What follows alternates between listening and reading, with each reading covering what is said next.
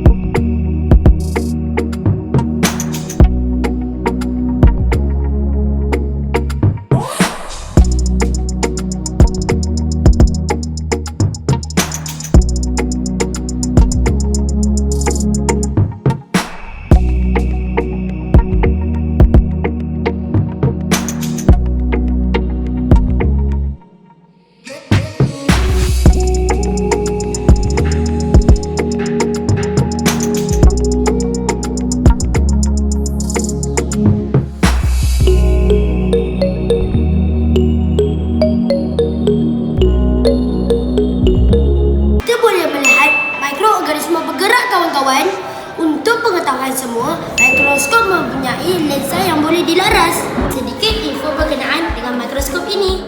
Pada tahun 1610, Galileo dianggap pencipta mikroskop pertama menggunakan skema beliau yang terdiri daripada lensa positif dan negatif. Mulai dari itu, penyelidikan intensif ke arah ini bermula di seluruh Eropah. Faber pada tahun 1625 mencadangkan istilah mikroskop diguna pakai. Sebabkan evolusi teknologi semakin berkembang, maka terciptanya satu lagi alatan mudah baru bagi kita melihat hidupan seni ini. Ini ialah mikroskop.